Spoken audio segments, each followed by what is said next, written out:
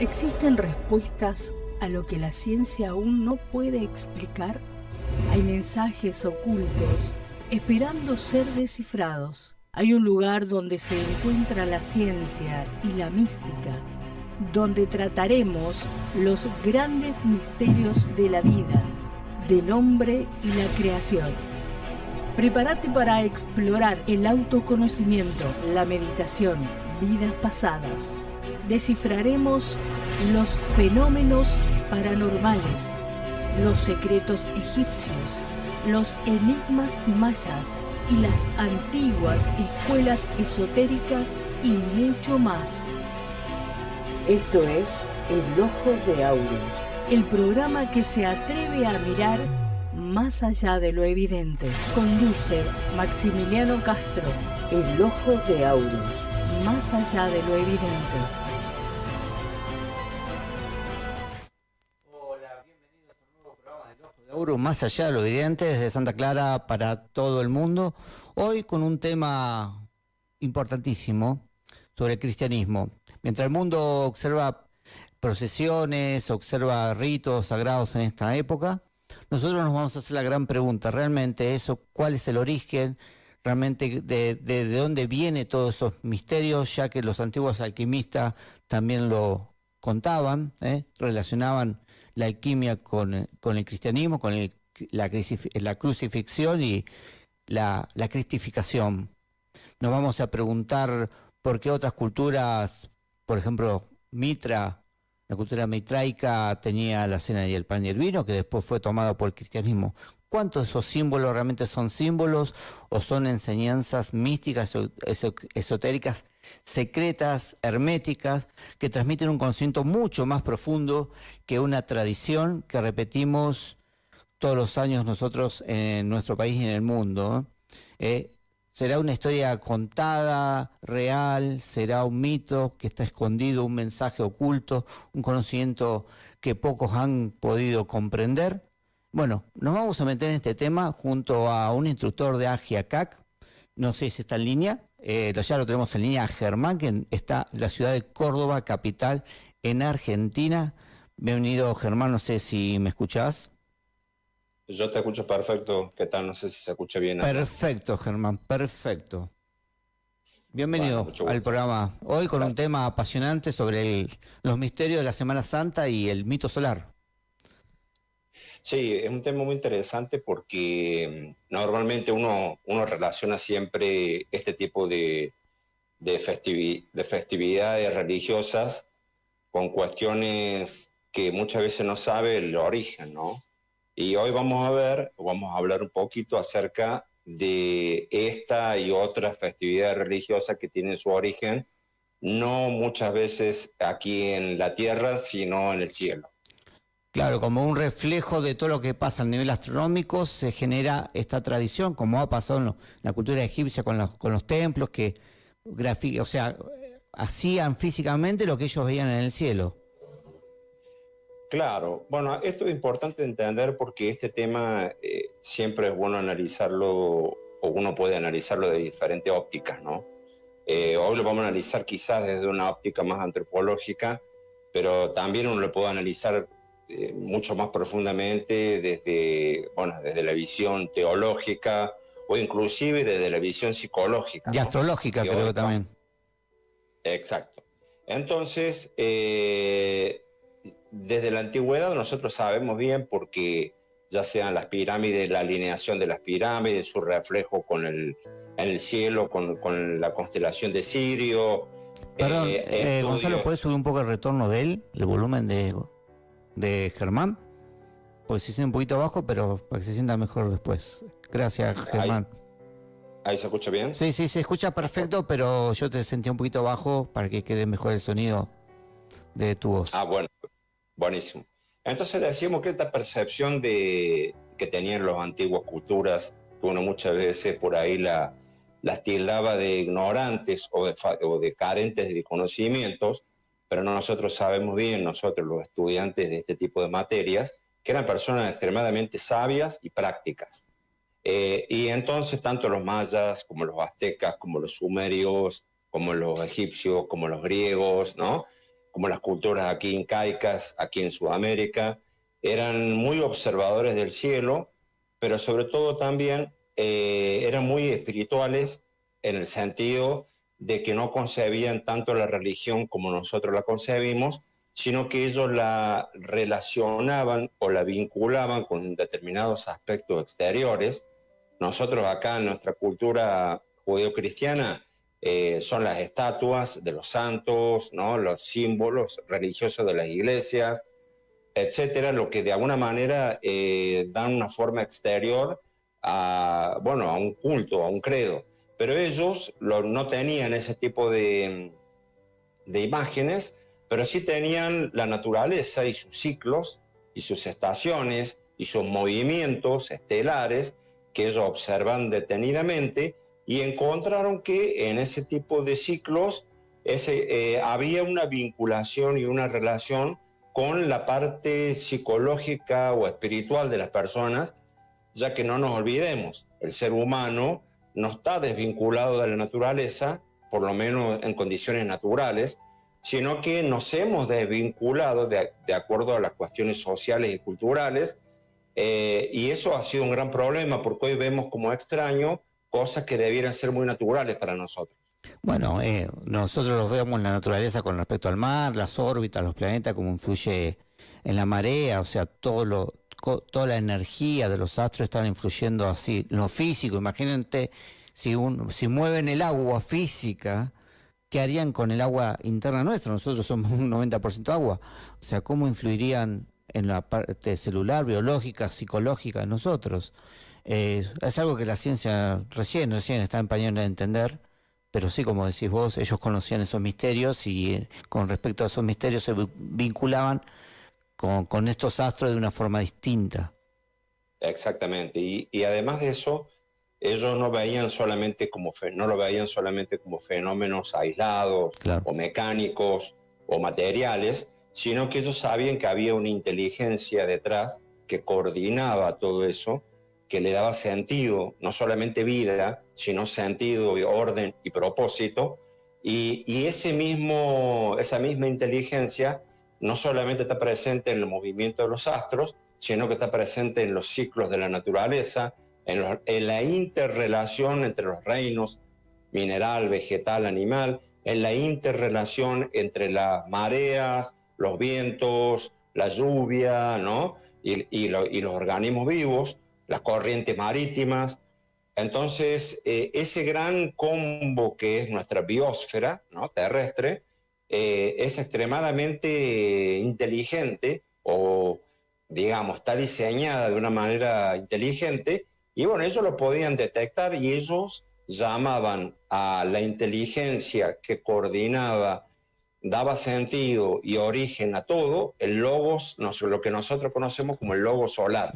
Por eso que es, claro, ellos el sol lo tenían no simplemente como algo que brillaba y lo fascinaba, sino que ellos comprendían de que era el centro sobre el cual giraba toda esta creación que vemos y que le daba justamente ese sentido, ese propósito y ese orden. Sí, sí. Sí, básicamente me estaba acordando que lo más cercano a toda esta comprensión de esa matriz de inteligencia que hablás vos, que es el logos, era los estudios de Jacobo Greenberg. Creo que fue uno de los que más se acercó a entender esta conciencia de cual siempre hablás y has hablado en otros programas, de que cómo se manifiesta esa conciencia y eso lo hace materia y la vida a través de ella. Pero creo que lo más cercano fue los estudios de Jacobo Greenberg, que nos mete mucho en este entendimiento de lo que estás explicando. Claro, y ellos le daban un sentido teológico a todo este movimiento y este vínculo humano y cósmico que se conoce como astroteología. Si uno busca lo que es la astroteología, y es una disciplina que estudia la relación entre los cultos mistéricos, los cultos religiosos de los pueblos primitivos y su relación con los movimientos de los astros. Entonces, como el Sol era y sigue siendo hasta el día de hoy venerado y adorado, y representaba ese principio inteligente al cual debemos aprender a vincularnos, conocer su forma de manifestarse, conocer su tránsito y su paso a lo largo del año, y justamente en ese tránsito o en esos movimientos que el Sol realiza a lo largo del año, es que fue dando origen a determinados fenómenos que fueron retratados y simbolizados a través de los solsticios y los equinoccios, y que terminaron dando sustancia, podríamos decir, a mucha de la teología antigua de las culturas primitivas. Claro, por eso todos los templos que encontramos en Perú, en Bolivia, en México, están alineados con el Sol y con todo esto que estás explicando. Claro, y como es arriba, es abajo, ¿no? Bueno, no sé, que estamos ya en la placa. La 1, podemos pasar a la 1. Vamos a pasar a la segunda placa, la que es el origen de la fiesta religiosa, sí, y la astroteología. Ahí está. Como es arriba, es abajo. Eso nos da a entender que nosotros también tenemos un centro de gravedad que está relacionado con nuestro corazón, que también se está estudiando, ya hoy en día la ciencia está estudiando las manifestaciones y expresiones del corazón, y de qué manera eso nos va influenciando. Entonces sabemos que tenemos una mente y un corazón, y que deben estar en equilibrio esas dos manifestaciones para uno poder tener paz, ¿no? Porque sí, yo me hacía acordar cuando éramos chicos, nosotros dos que estudiábamos esto, y nos hablaban de los 3 cerebros, y hoy la ciencia, recién la medicina, está aceptando que el hombre no tiene solo un cerebro pensante, sino que está entendiendo el corazón como otra función independiente, claro, como un cerebro independiente, y también está estudiando el intestino, toda la parte digestiva, como otro cerebro independiente, y cómo se interactúan estos 3 elementos, estos 3 órganos principales, como 3 cerebros. Y esto fue siempre estudiado por el gnosticismo, el misticismo y antiguas culturas, o sea, y recién ahora lo están interpretando. Sí, nosotros los vemos en los cursos, por eso siempre invitamos a los cursos, porque ahí podemos desarrollar con mayor amplitud y profundidad este tipo de, digamos, de definiciones, que ahora las damos de una manera muy, muy corta, para no irnos, pero que sí siempre invitamos, porque es cierto, como decís, las escuelas mistéricas, que eran algo análogo a lo que sería la universidad hoy en día, o a las universidades, solo que además tenían el componente que no solamente que encerraban, eran núcleos del saber y del conocimiento, hacia lo de afuera, hacia la física, hacia la botánica, ¿no? Hacia la medicina, sino que también tenían un conocimiento muy profundo sobre lo que es la estructura interna del ser humano. Uh-huh. Entonces podían comprender el universo y al ser humano como parte de él.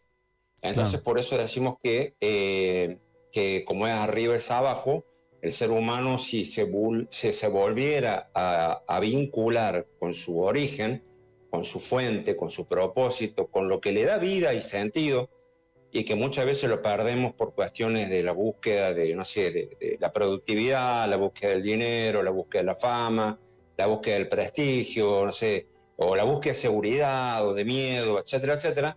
Cuando volvemos a encontrar nuestro cauce, nuevamente podremos conectarnos con esa parte profunda de nosotros, con esa inteligencia natural que ya tenemos consciente, y ahí lograremos nosotros justamente poder vincularnos con, bueno, con el universo y con la naturaleza. Fíjate que el cuerpo, que nosotros muchas veces le hacemos bastantes atrocidades, le cometemos, él tiene una naturaleza propia. El cuerpo uno muchas veces lo alimenta de mala manera, o sea, no le da nutrición, no le da los alimentos adecuados, come cualquier cosa, y así todo tiene una inteligencia propia que trata de extraer lo poco que pueda de ahí y desechar lo que no le sirve. Tenemos un ritmo circadiano que está alineado con la luz solar, en el cual determinadas glándulas y funciones corporales de glándulas y órganos se procesan de acuerdo al ritmo solar del día. Y nosotros vivimos a trasmano, muchas veces de noche, muchas veces comemos cuando no tenemos hambre o cuando no lo necesitamos. O sea, alteramos un orden natural que, si nosotros lo respetáramos, el cuerpo sufrirá menos y nosotros estaremos más conectados. Pero bueno, vos justo hablabas de la desvinculación. Cuando una célula decide no hacerles caso a las leyes del organismo, nace el cáncer. Es que esa célula dice, yo no voy a respetar las normas de este organismo humano, se degenera y se produce el cáncer.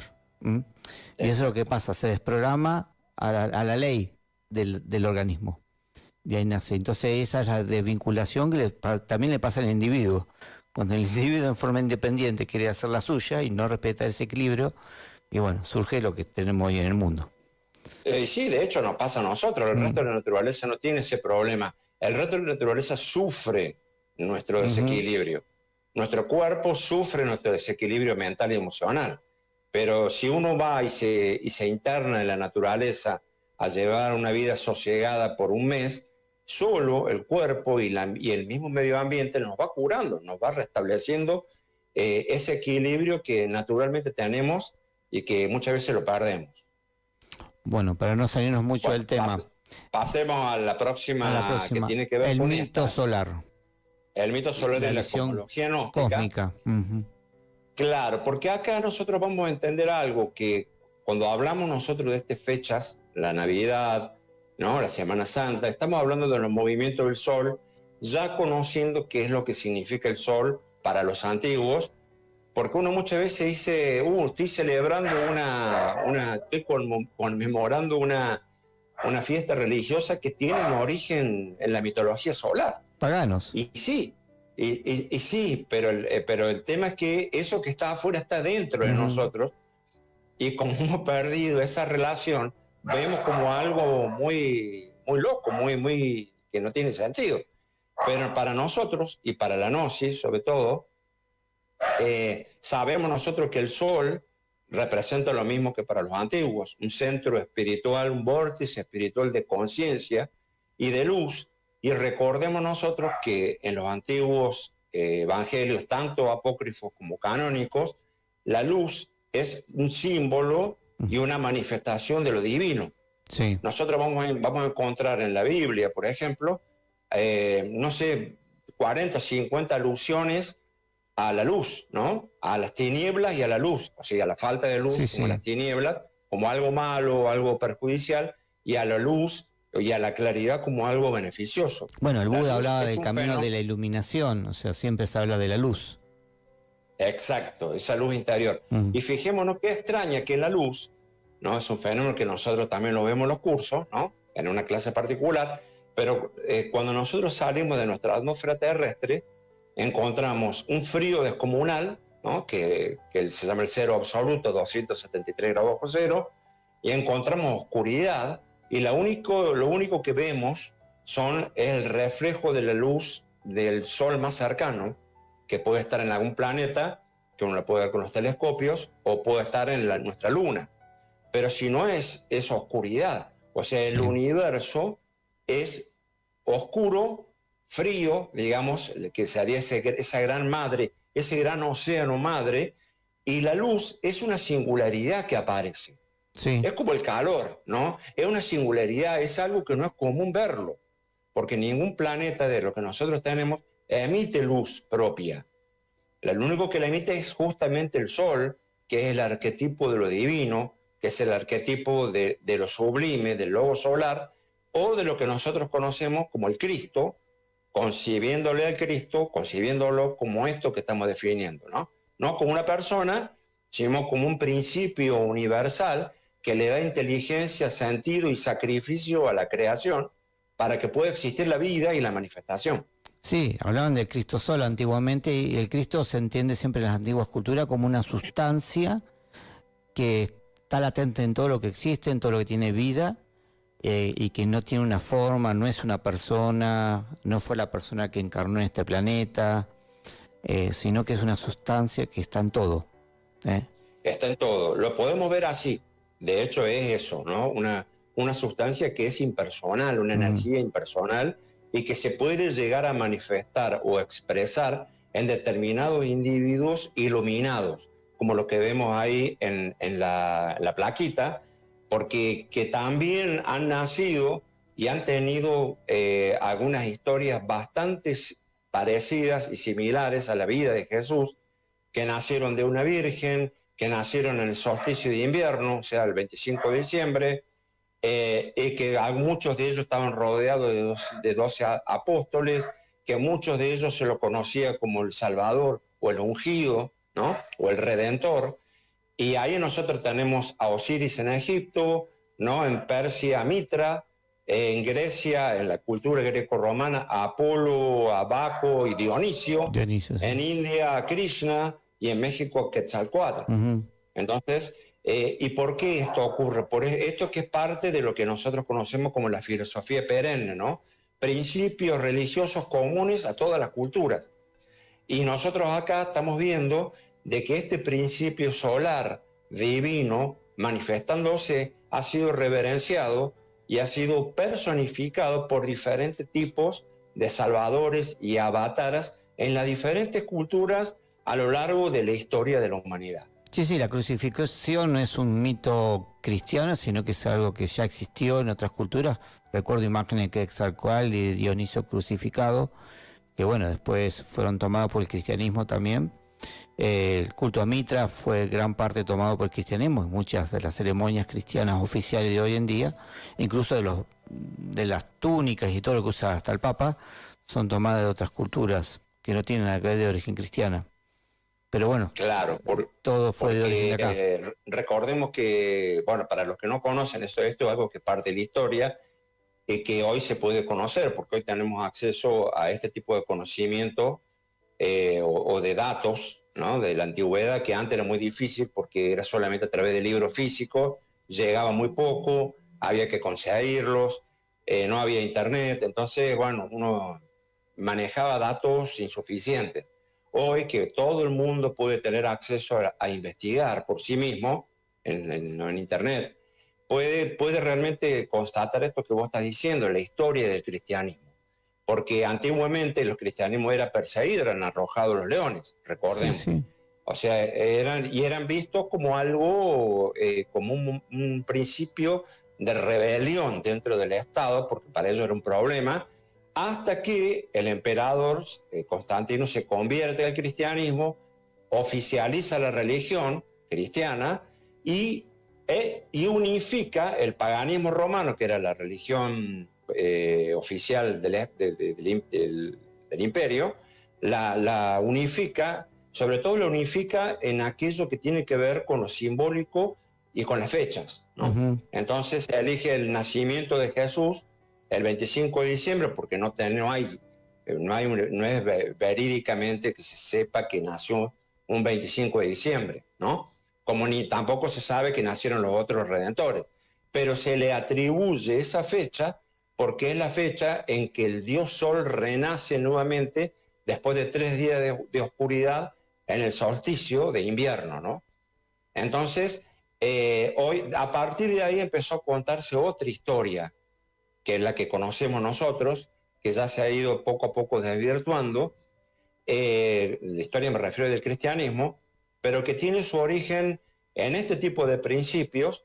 Y cuando uno toma los evangelios apócrifos que han ido apareciendo, ¿no? Hace ya más de 50 años, que han sido descubiertos, entonces uno termina de comprender un poco más esto que tiene que ver con la historia y por qué a Jesús se lo vincula con el sol, por qué tenía 12 apóstoles y por qué el sol se lo relaciona con los 12, ¿no? Las 12 constelaciones que tiene que ver con cada uno de los apóstoles y por qué muchos de estos redentores que se manifestaron, ¿no? A lo largo de la historia, también tenía 12 discípulos.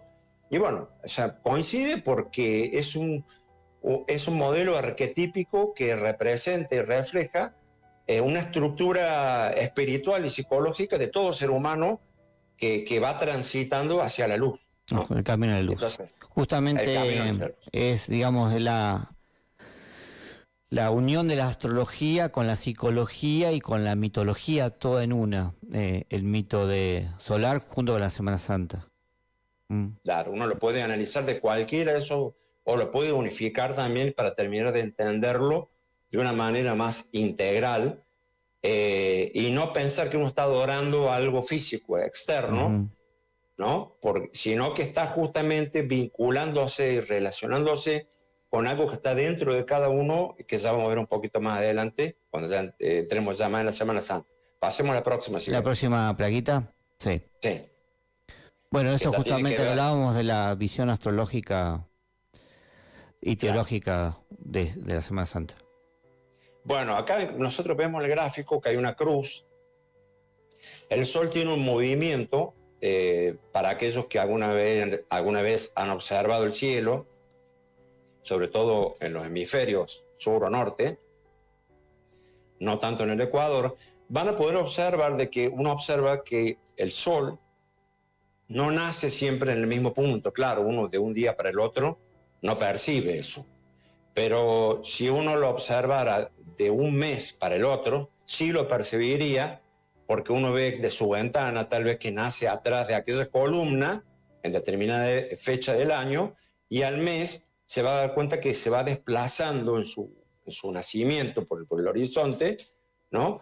Y que a la vez también en verano el recorrido es por sobre, casi perpendicular a nosotros, y que en el invierno está como más recostado sobre el horizonte y proyecta sombras que son mucho más largas. Vieron que la luz del invierno tiene una característica muy diferente a la del verano.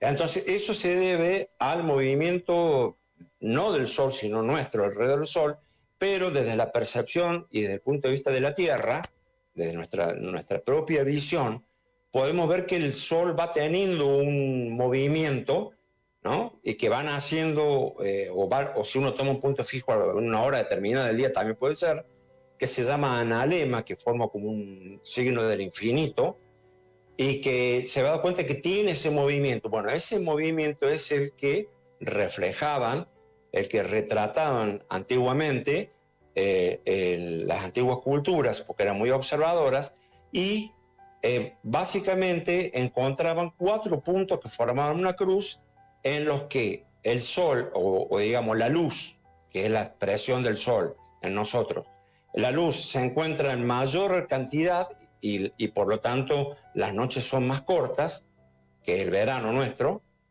Otro que el solsticio de verano.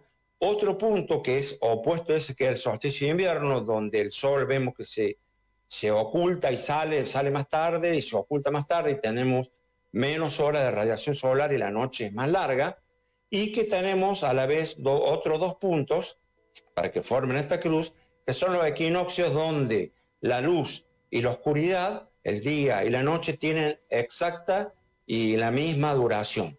Uh-huh. Entonces, esto era muy venerado y retratado, ¿no?, por las escuelas mistéricas y de sabiduría antigua, porque ellos sabían que después de que el Sol se encontrara en su punto más débil, donde la noche era más profunda, donde la noche era más intensa, donde era más interminable y más larga, eso llegaba a un punto específico que se llama solsticio, que significa sol estático, sol quieto, y que por 3 días seguidos consecutivos, que en el solsticio de invierno, el 21 de diciembre, nuestro, de acá del hemisferio sur, del hemisferio norte, el invierno, entonces en esos 3 días el Sol salía exactamente por el mismo punto en el horizonte. Entonces pareciera como que se había detenido su curso, pareciera como que había muerto, pareciera como que había perdido su fuerza. Pero no había luz. Porque no había luz prácticamente.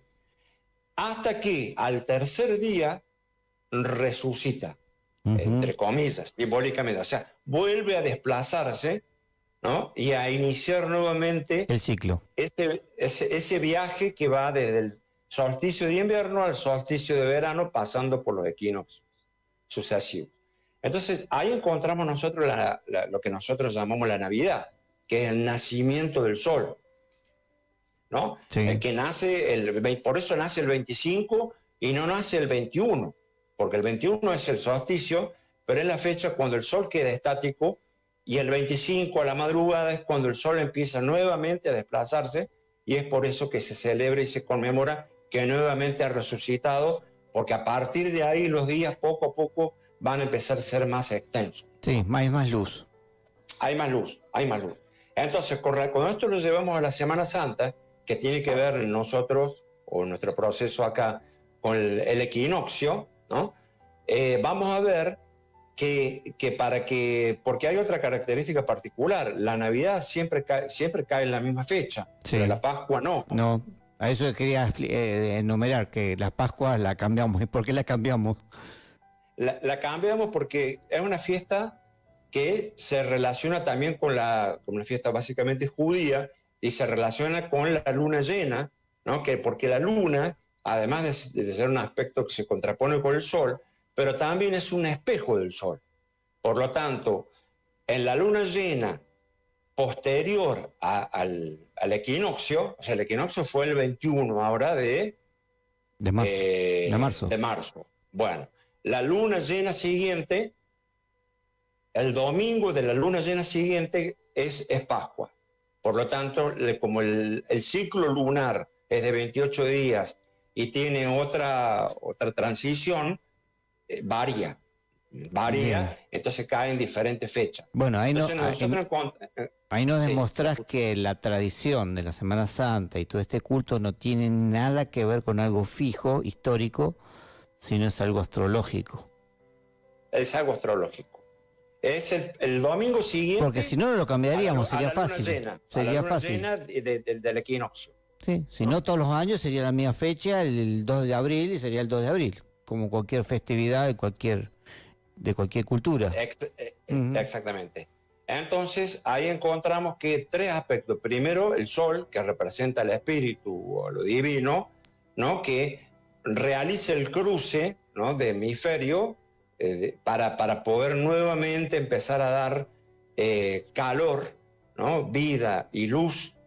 A partir de ese punto, encontramos la luna llena, que es la que refleja en su totalidad esa luz divina en la oscuridad, y encontramos el domingo, porque se celebra el domingo Pascua, porque el domingo es un día consagrado al sol, ¿no? Claro, Por lo tanto, domingo en inglés es el día del sol. Claro, Sunday, ¿cierto? Sunday. Claro. Y coincide también, ¿no? Con esta crucifixión estelar, con que entramos en Aries. Por eso es que también ahí encontramos la simbología del Cordero. Cordero de Dios que quita el pecado del mundo, Claro. el Cordero que viene a redimirnos. Pero ¿por qué? Porque Cordero, carnero, es el símbolo, ¿no? Del signo zodiacal de Aries, que inicia con esa potencia característica del signo, nuevamente a empujar, a traccionar la luz y el sol para que nuevamente inyecte vida a la naturaleza, porque en definitiva el sol lo que hace en ese periodo es revivir la naturaleza que estaba muerta en el invierno, ¿no? Con la savia, de los vegetales en sus raíces, con las hojas, con las ramas desnudas sin hojas, con un gran frío, con poca luz. Entonces, cuando llega la primavera en el hemisferio norte, nuevamente empieza a explotar la naturaleza, porque el sol, como fuente de vida, inyecta esa vida en el planeta y empieza, es como si la sangre nuevamente empezara a latir. Claro. Y acá hay un punto muy importante, Maxi. ¿Por qué? ¿Por qué estamos cruzados nosotros culturalmente con esta fiesta? Porque para nosotros el solsticio de invierno es en junio y para el hemisferio norte, ¿no? Es en diciembre. Y estamos cruzados porque la mayoría de los cultos,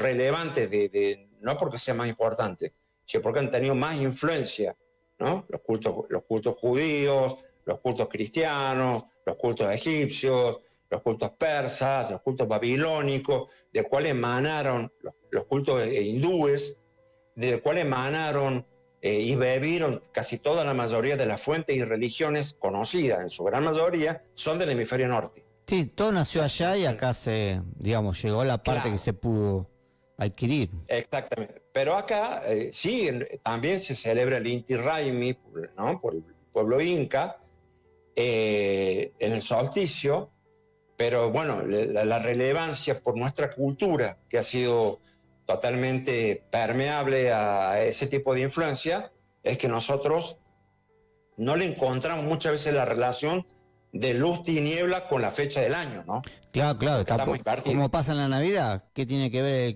el chocolate caliente con nuestra cultura cuando, claro, el otro hemisferio está en invierno y nosotros en pleno verano? Claro. Bueno, traemos tradiciones, adquirimos, las tenemos, las sostenemos y uno se pregunta, ¿qué tiene que ver? Nada. Nos queda esa parte, digamos, de repetir cosas que no tienen mucho sentido.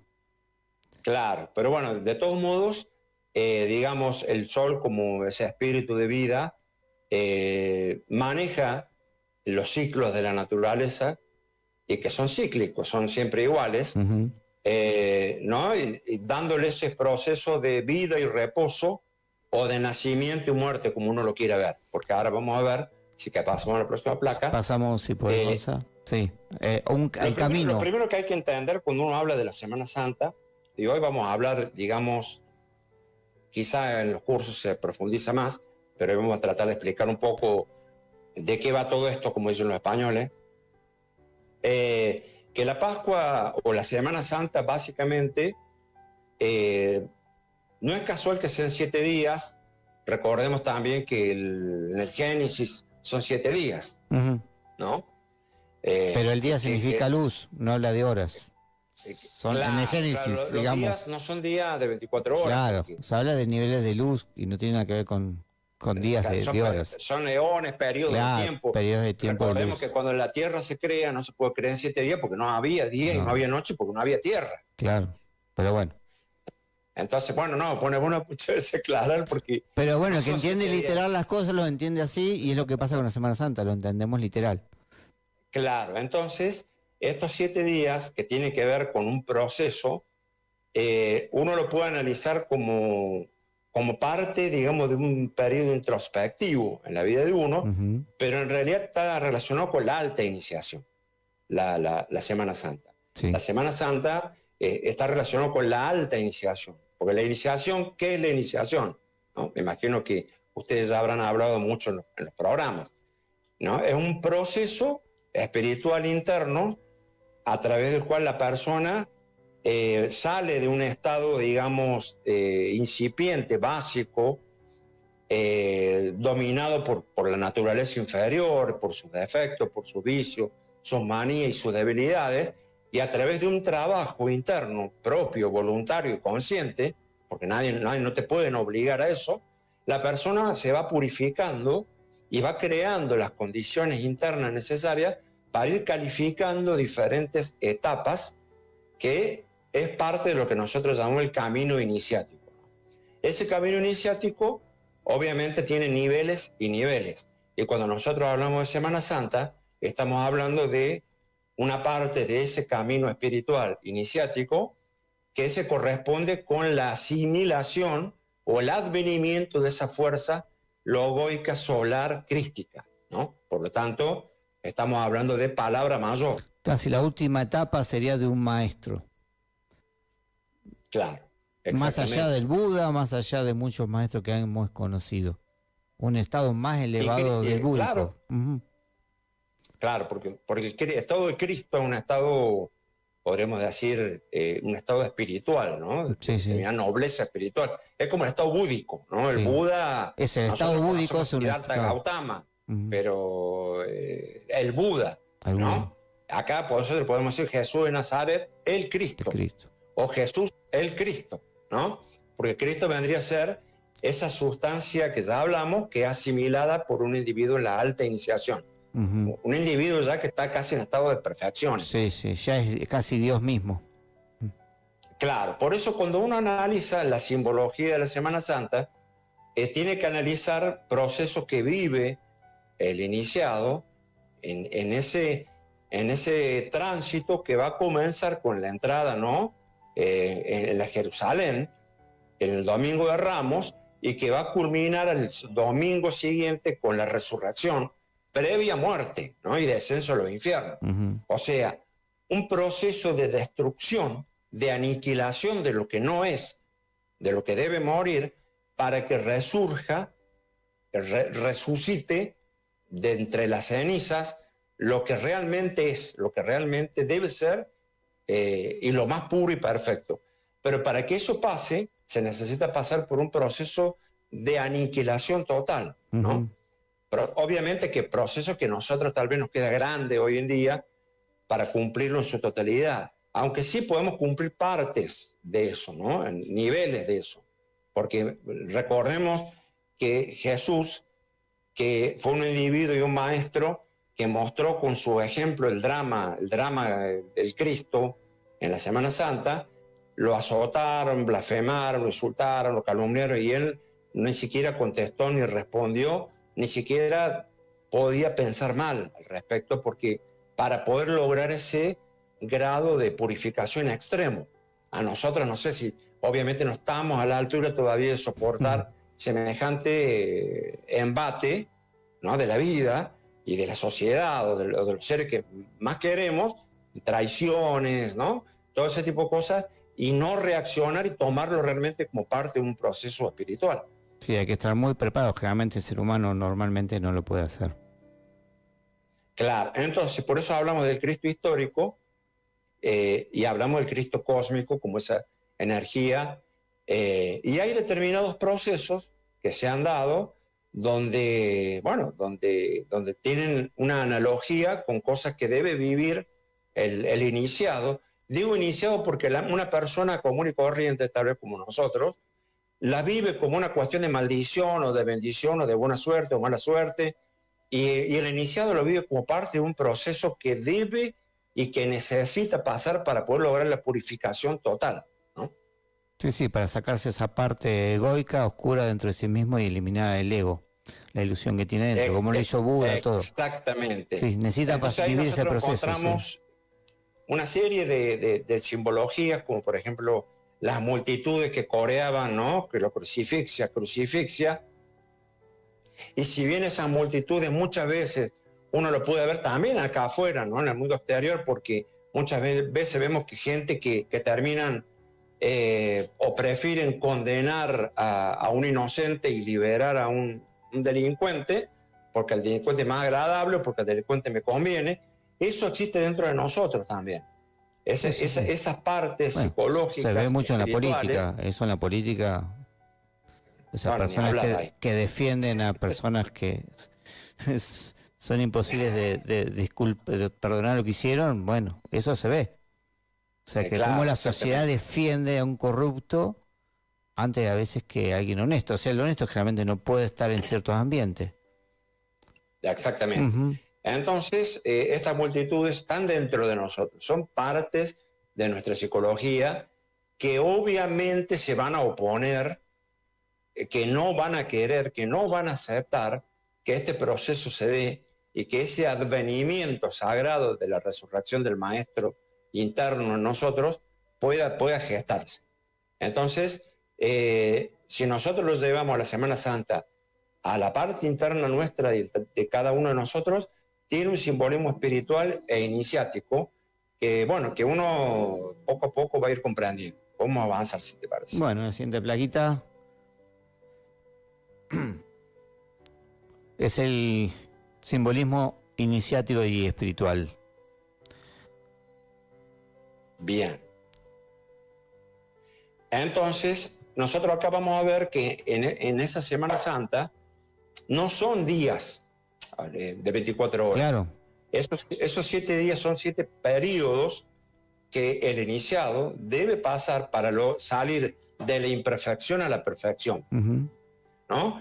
Entonces ahí entra la purificación porque la entrada en la Jerusalén celestial sobre un asno que simboliza el cuerpo mental, o el cuerpo mental en el estado en que nosotros lo tenemos, que debe ser cristificado y que debe someterse a la voluntad divina, porque recordemos que una de las peores cosas que tenemos es la mente, con respecto a cuando uno se dispone a hacer un trabajo interno, ¿no? La mente busca evasiva, busca justificaciones, busca a través de esos sesgos cognitivos, interpretaciones según nos conviene, ¿no? Bueno, pero hay los símbolos dentro del esoterismo, el animal, el burro, representa la mente, para que se entienda. Cada animal, Exactamente. por eso los egipcios mostraban estatuas con animales, cocodrilos, etcétera, porque representaban estados de conciencia. En este caso el burro es la mente. O sea, él dominó Uno la piensa mente. muchas veces que Jesús dominó la ¿cómo mente. la mente va a ser el burro? Porque la mente es muy hábil, en teoría, para este mundo de acá, Ujú. pero para el mundo espiritual es terrible, es como mover un camión de tierra. Claro. No lo entiende porque está en otra, opera en otra frecuencia, en otra región. Sirve y para no otra entiende el mundo cosa. espiritual y por lo tanto desapone. ¿Ah? Sirve para otra actividad, digamos. Nosotros a veces le Claro, queremos sí, dar para actividad a la mente para otros aspectos. que Sí. no puede usar, que no puede desarrollar. Hasta que se logra la purificación completa de la mente, que es la cristificación de la mente, entonces ahí cuando el Cristo entra montado en la mente, Ujú. y ya la mente pasa a ser un instrumento que está directamente al servicio del ser, del espíritu. De la ¿no? luz, claro. Pero bueno, eso simboliza la entrada en los Es una gerentes mente celestiales. iluminada.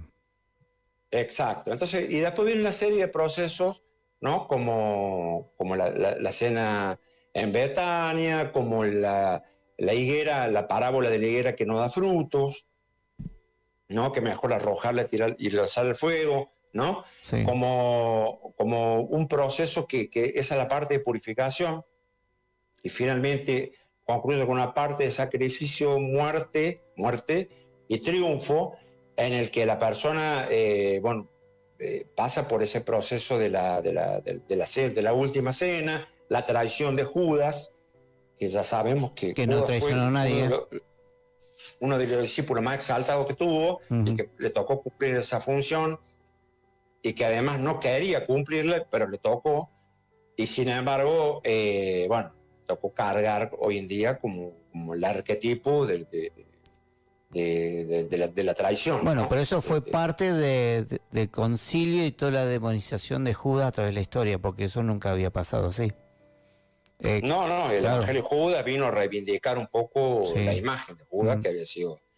Entonces después viene el proceso de la entrega, la captura, su vía crucis, la muerte, ¿no? En la cruz, el descenso hacia el mundo soterrado, el mundo de infierno, y para finalizar y resurgir justo el día domingo, justo a la madrugada cuando el sol se levanta, el sol invictus, ¿no? Nuevamente resurgiendo después de todo un proceso de purificación y muerte, habiendo dejado atrás todo ese tipo de impurezas y debilidades que imposibilitaran que su grandeza pudiera expresarse, digamos, de manera sublime, de manera majestuosa. Entonces, si continuamos la próxima placa, vamos a ver el simbolismo de los tres traidores, que es otro de los simbolismos. De tres personas que básicamente hacen que Jesús muera, que lo entregan.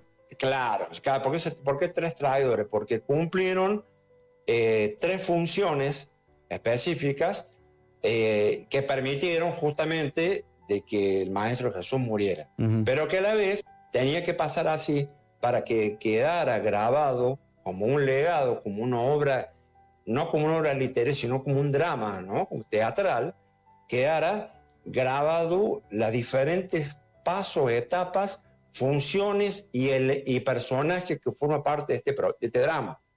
Entre ellos tenemos primero a Judas, que es el que lo entrega con un beso, ¿no? Que tiene que ver con nosotros lo conocemos como el demonio del deseo.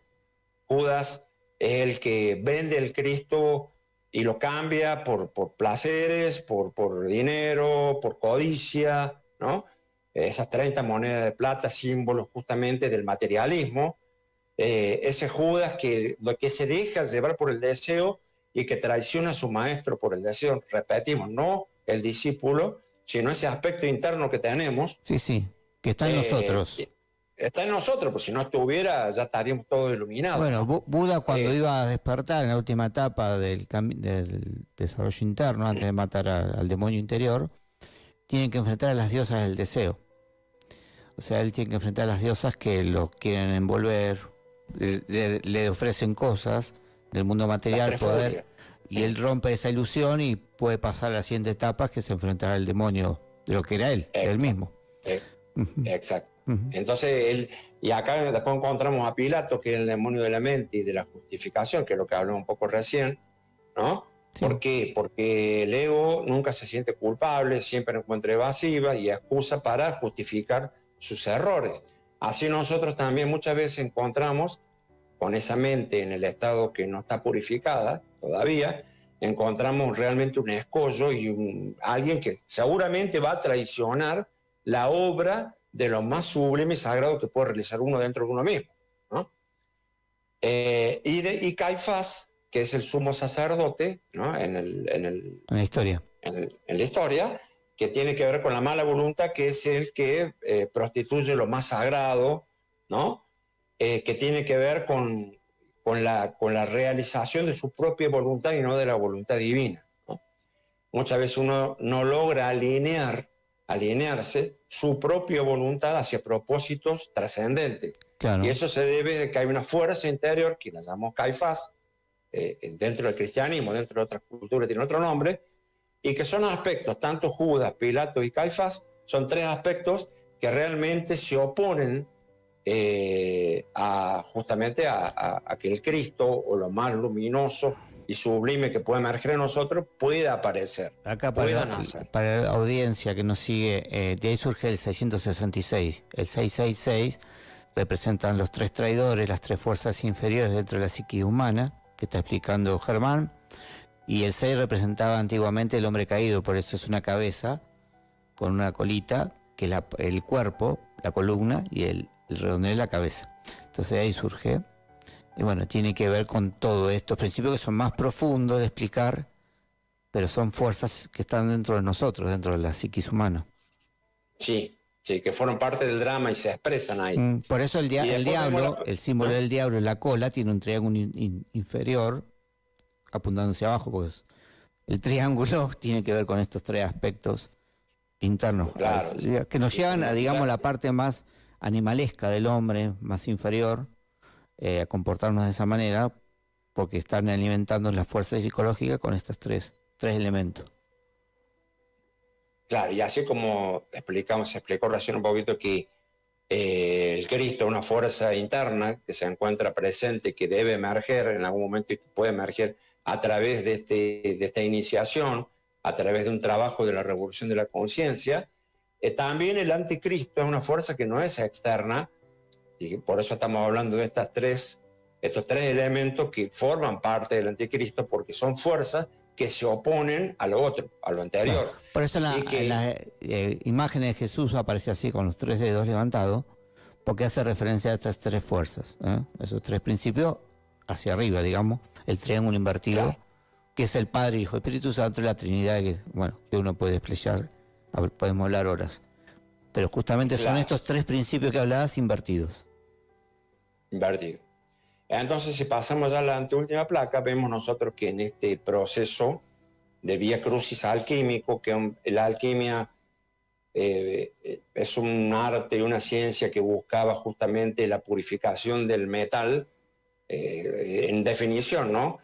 La purificación de los metales viles para convertirlos en metales oro, en metales nobles como el oro, pero para lograr eso necesitaba pasar por una serie de procesos y pasos de destrucción, ¿no? De separar la escoria, que es lo que sobra en las fundiciones, del metal realmente valioso, de poder sacar esa escoria de nuestra vida.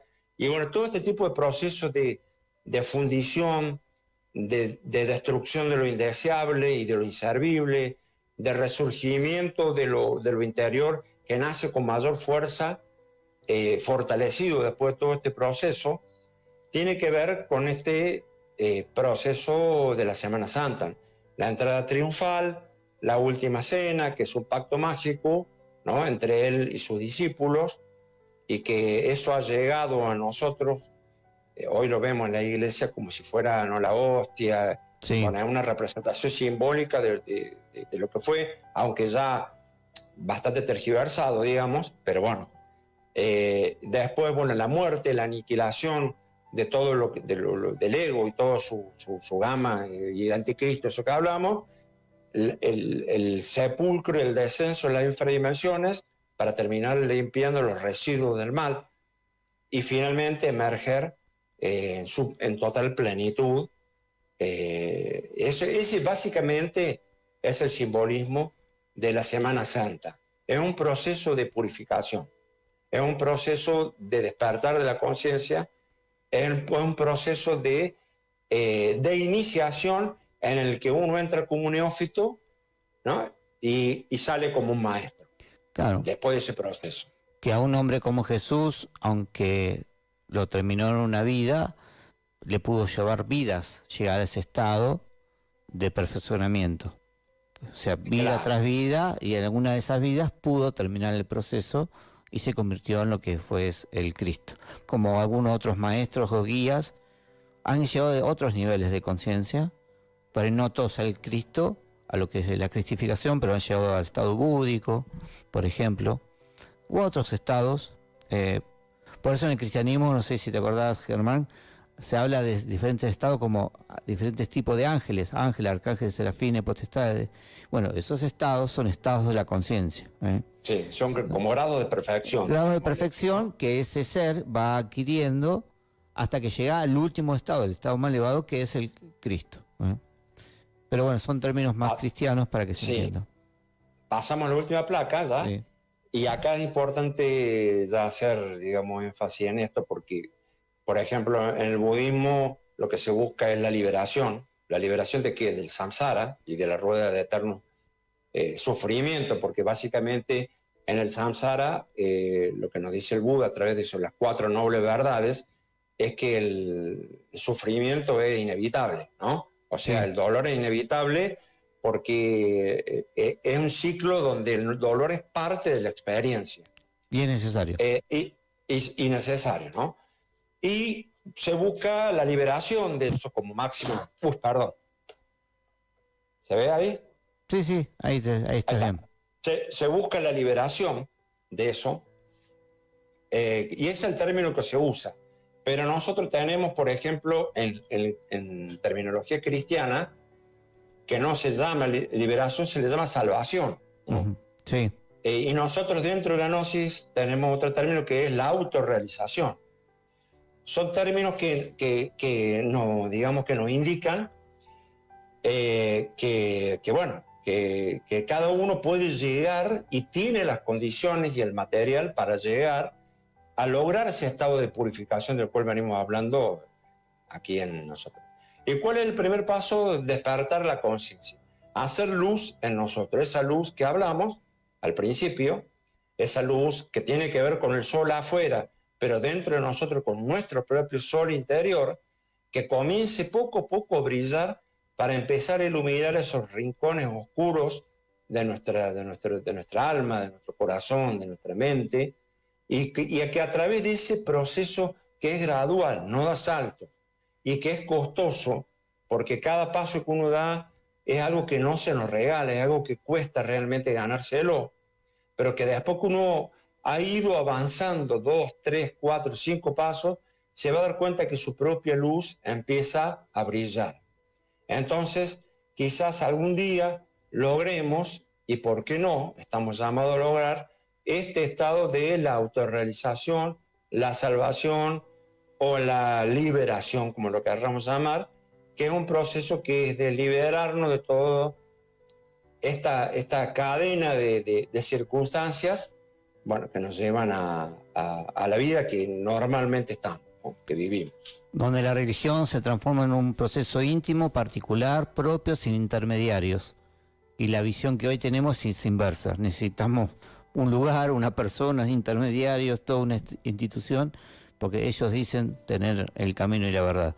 Y así pasa con muchas religiones, escuelas místicas, etcétera. Hasta que no entendamos que no es así y que los maestros han entregado un camino. Tenemos que entender cómo se juega el juego, de qué va esto, porque la gente, o sea, volvemos a Judas, Pilato y Caifás, ¿no? Hay muchas formas de justificarse. O sea, las religiones,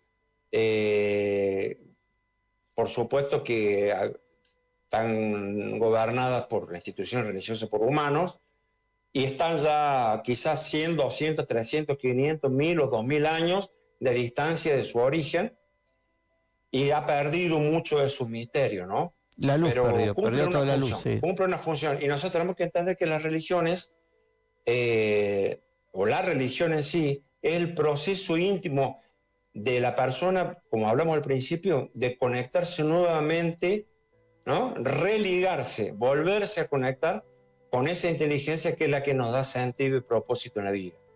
Esa es la verdadera religión.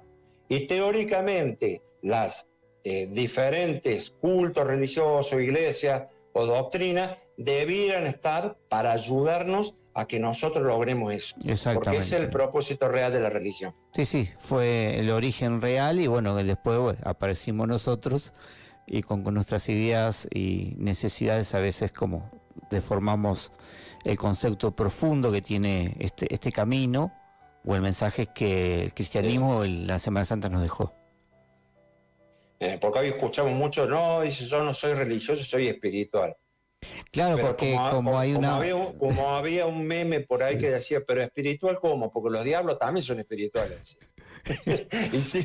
Claro, lo que pasa es que como la palabra ya se ha ensuciado tanto, uno busca otro concepto para diferenciarse, pero el sentido de la palabra religión no tiene nada que ver con las iglesias ni las instituciones, sino que es eso, religar, volverse a unir, como viene del latín, religar a la esencia inmortal con el origen. Pero y qué lindo, Maxi, que volver a encontrar, sí. O sea, conectarse con el motivo, el sentido de tu vida, lo que te da orden, lo que te da coherencia, lo que te da propósito, lo que te da sentido de vivir, ¿no? Sentido de vivir, porque normalmente ese propósito siempre está, o generalmente siempre está asociado y vinculado hacia servir y ser útil hacia algo o alguien. Bueno, es lo que nos está pasando a muchos, nos está faltando la luz a la gente, a la humanidad, y muchos se están perdiendo y terminan a veces en enfermedades, incluso por falta de luz interna. Y a veces algunos hasta se quitan la vida. Pero esa falta de luz o ese camino de iluminación es lo que entregaron los maestros, sin religión, sin conceptos institucionales ni nada. Ellos entregaron un camino hacia el origen, nada más.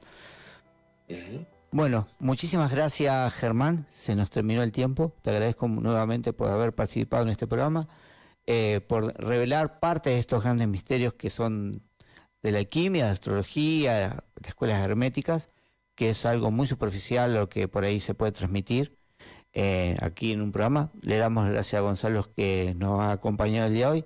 Y bueno, y gracias a toda la audiencia que nos sigue. Los esperamos en el próximo programa del Ojo de Aurus la próxima semana con nuevos misterios y enigmas de la humanidad. Muchísimas gracias. Esto fue El Ojo de Aurus, un lugar donde se encuentran la ciencia y la mística más allá del evidente.